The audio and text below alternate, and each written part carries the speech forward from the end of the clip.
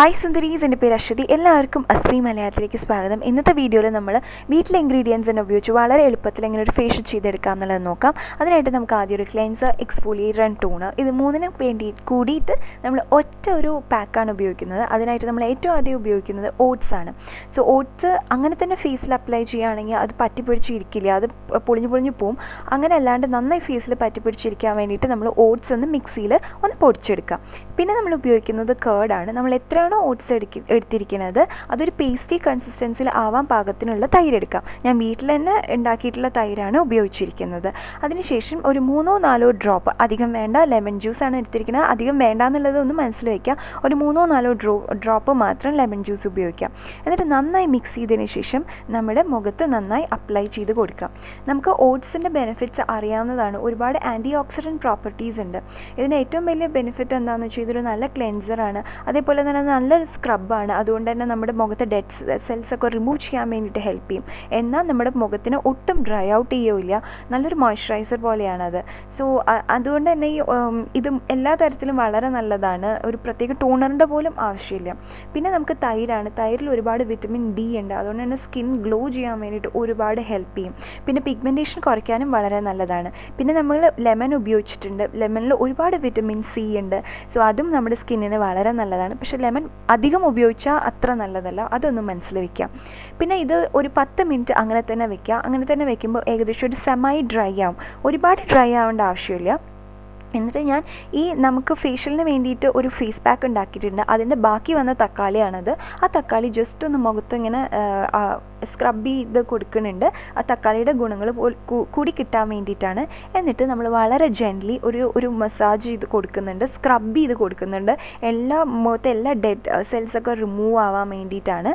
പിന്നെ black ഹെഡ്സും white ഹെഡ്സും ഒക്കെ പോകാൻ വേണ്ടിയിട്ട് നമ്മൾ അപ്വേർഡ് ഡിറക്ഷന്, മുകളിലേക്കുള്ള ഡിറക്ഷനിൽ ഇങ്ങനെ നമ്മൾ സ്ക്രബ് ചെയ്ത് കൊടുക്കാം. മസാജ് സ്ക്രബ് ചെയ്യുകയൊക്കെ ചെയ്യുമ്പോൾ ശ്രദ്ധിക്കേണ്ട കാര്യം എന്താണെന്ന് വെച്ച് കഴിഞ്ഞാൽ മുകളിലേക്കുള്ള ഡയറക്ഷനിൽ വേണം അപ്ലൈ ചെയ്ത് കൊടുക്കാനായിട്ട്.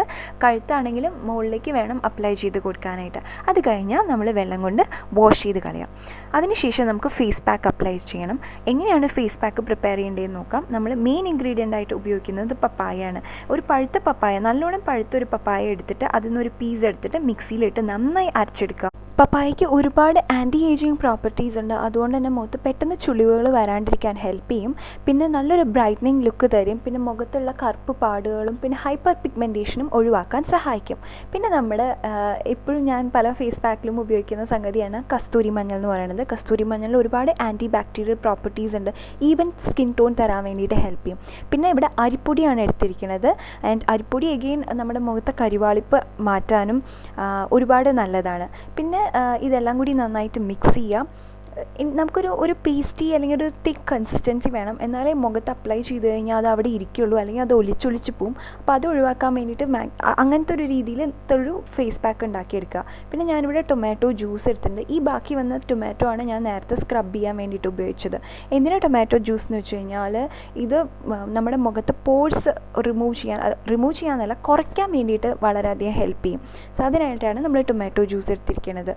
ഇനി നമുക്കിത് മുഖത്ത് അപ്ലൈ ചെയ്യണം. അതിന് മുന്നായിട്ട് ആദ്യം തന്നെ ഒരു ടവൽ നല്ലൊരു ചൂട് വെള്ളത്തിൽ മുക്കി പിഴിഞ്ഞെടുക്കാം. നമുക്ക് സഹിക്കാൻ പറ്റുന്ന ചൂടായിരിക്കണം കേട്ടോ, വല്ലാണ്ട് ചൂടാവരുത്. ഒരു ലൂക്ക് വാം വാട്ടർ എന്നൊക്കെ പറയില്ലേ, അതേപോലെ പിഴിഞ്ഞെടുത്തിട്ട് നമ്മുടെ മുഖത്ത് ഇങ്ങനെ അപ്ലൈ ചെയ്യാം. ഇങ്ങനെ ചെയ്യുമ്പോൾ എങ്ങനെയാണെന്ന് വെച്ച് കഴിഞ്ഞാൽ നമ്മുടെ മുഖത്തുള്ള പോഴ്സ് എല്ലാം ഓപ്പൺ ആവും. ഓപ്പൺ ചെയ്തിട്ട് നമ്മൾ ഫേസ് പാക്ക് അപ്ലൈ ചെയ്യുമ്പോൾ നമ്മുടെ മുഖത്ത് കൂടുതൽ അത് പെനിട്രേറ്റ് ചെയ്ത് എല്ലാ ബെനിഫിറ്റ്സും നമുക്ക് കിട്ടും. എന്നിട്ട് നമ്മൾ ഒരു വിരലിട്ടിട്ട് നമ്മുടെ മൂക്കിൻ്റെ അവിടെ നന്നായിട്ടൊന്ന് മസാജ് ചെയ്ത് കൊടുക്കുക. ഇങ്ങനെ ചെയ്യുമ്പോൾ നമ്മുടെ മൂക്കിൻ്റെ അവിടെയുള്ള ബ്ലാക്ക് ഹെഡ്സും വൈറ്റ് ഹെഡ്സും ഒക്കെ ഇല്ലേ, അതൊന്ന് കുറച്ചൊന്ന് റിമൂവ് ചെയ്യാൻ വേണ്ടിയിട്ട് ഹെൽപ്പ് ചെയ്യും. സാധാരണ നമ്മൾ ബ്ലാക്ക് ഹെഡ്സ് റിമൂവർ വെച്ചിട്ടാണ് വലിച്ചെടുക്കുക. അത് എല്ലാവരുടെ കയ്യിലും ഉണ്ടാവണമെന്നില്ല. അതുകൊണ്ടാണ് ഞാൻ ഇങ്ങനെ കാണിച്ചു തരുന്നത്. ഇങ്ങനെ ചെയ്താലും കുറേയൊക്കെ പോവും. ഇനി നമുക്ക് ഫേസ് പാക്ക് അപ്ലൈ ചെയ്യാം. ഇത് ജസ്റ്റ് കയ്യിലെടുത്തിട്ട് നല്ലൊരു കോട്ട് അപ്ലൈ ചെയ്ത് കൊടുക്കാം. സോ ഇത് നമുക്ക് വേണമെങ്കിൽ മാസത്തിൽ 1-2 തവണ ചെയ്യാം. അത്ര മതി കേട്ടോ, അതിൽ കൂടുതലൊന്നും വേണമെന്നില്ല. പിന്നെ ഇത് ഫേസിന് മാത്രമല്ല, കുറച്ച് അധികം ക്വാണ്ടിറ്റി എടുത്തിട്ട് നമ്മുടെ ബോഡി ഫുള്ള് അപ്ലൈ ചെയ്യാം. കയ്യിലും കാലിലും ഒക്കെ അപ്ലൈ ചെയ്യാം. വളരെ നല്ലതാണ്.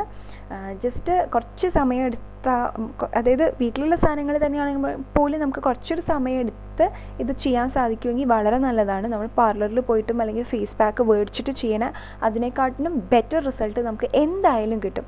സോ നെക്കിലും അപ്ലൈ ചെയ്യാൻ മറക്കരുത്.